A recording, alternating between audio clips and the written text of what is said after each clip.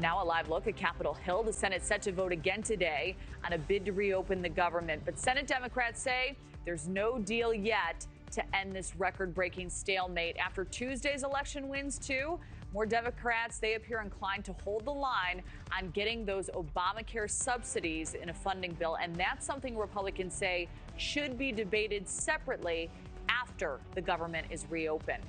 And the shutdown forcing airlines to cut trips all across the U.S. We have a live look here at Los Angeles International Airport, one of the major hubs impacted in all of this.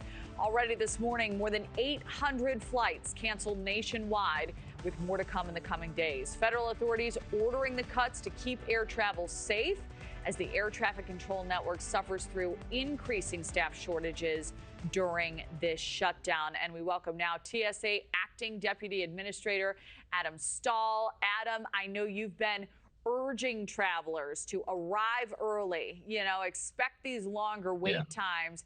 How much of an impact are you anticipating from today's flight cuts and the ripple effects also?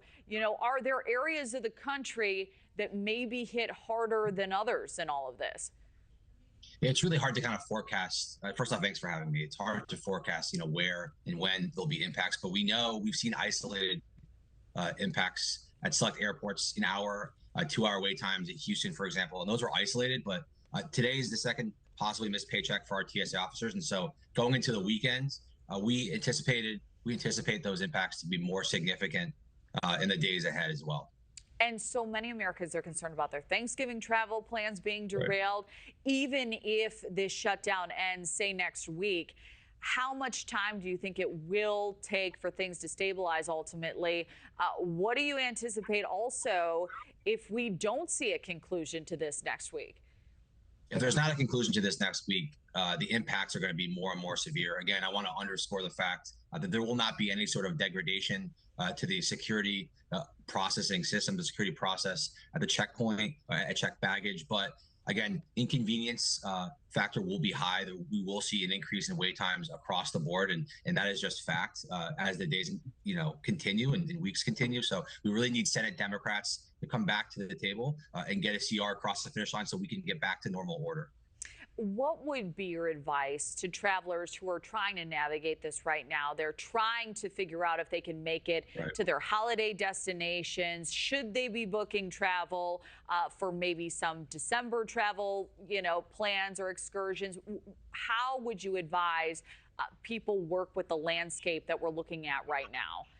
Yeah, of course, I'm being totally honest. It's an incredibly fluid landscape, as you rightly mentioned. But right now, we would really encourage travelers to get to the checkpoint early, be respectful, be courteous. If you have questions about what you can bring, what you can't bring, go on TSA.gov and also continue to engage with the airlines community as well and the airport community. I know the airlines have sent a variety of messaging to help better inform passengers as they embark on journeys. So just would encourage individuals to please, if you have questions, go on TSA.gov about what to divest within your bag at the checkpoint, what to bring, what not to bring, and just to continue to be courteous and arrive early.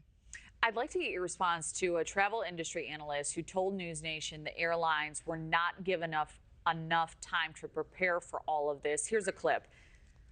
I think the airlines would have appreciated more advanced warning from the DOT and the FAA of their intentions to request this cut. I think they would have also appreciated a longer lead time to enact these cuts.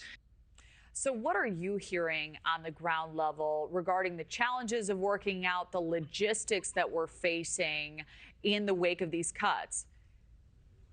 Yeah, we're not going to disagree that there are challenges. Of course, this is an incredibly fluid situation. I would direct that concern and that frustration not to DOT and the administration. I would direct it to Senate Democrats, frankly. They're the ones holding this up. They're the ones that can pass today a clean CR and restore normal order. And so we're doing as much as we can. The administration and the secretary is doing as much as she possibly can, as we possibly can, to ensure the safety and the security of our systems, of our travel systems across the board. So I would direct that frustration, frankly, not to DOT, not to DHS or TSA, but to the Senate Democrats. Well, we certainly appreciate you weighing in. This is impacting millions of travelers and likely to impact even more. TSA Acting Deputy Administrator Adam Stahl, a pleasure, sir. Thank you. Thank you for watching. Subscribe below and download our NewsNation app right now on your phone, and you will get fact-based, unbiased news for all Americans.